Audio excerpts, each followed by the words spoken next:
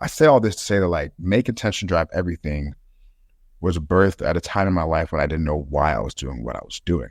And when I look back on where I was, it was a direct result of all the prayers and hard work and vision that I set for myself, yet I still felt confusion. And so as I peeled the onion back a little bit, what I realized is that when I was setting these goals, I wasn't setting goals beyond them. I was setting goals that were somewhat validation attached, job on companies that I'd work with, an amount of money that I would make. And so when you realize those, like, for example, the week I got my job offer in undergrad, it was kind of a sad week because I was like, dang, that's it. And as I look back now, it shouldn't have felt like that.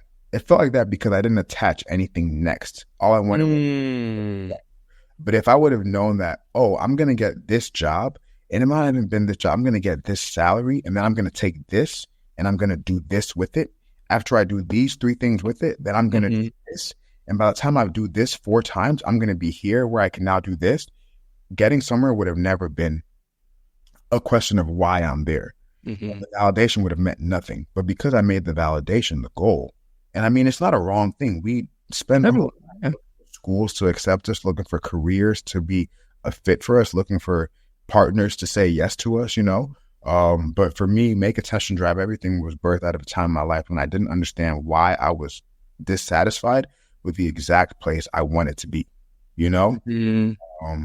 I think ultimately, I think the real like time when it really hit me was when I bought my dream car, and I bought it pretty early in my life. And it was just like, wow, like this isn't hitting the way I thought it would.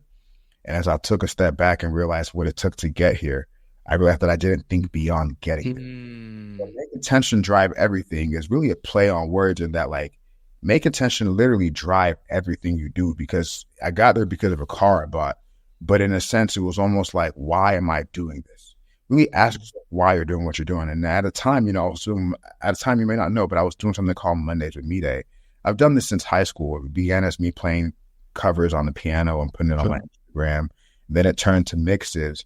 But the way I was looking at it is that we celebrate Fridays instead of Mondays. We celebrate Fridays and we dread Mondays because we're typically spending the week doing things that we don't love and getting in a sleep, opposed to making intention drive everything to where Monday is the day that you're excited for because you got another chance to do what you love and kind of flip that script. So make intention drive everything is like my brand. Mide is something I'm working on. I got to talk to I'm trying to get this one girl to be my lawyer, but she's not really, but I need her to trademark it. I need to trademark that. I'm working on that right now.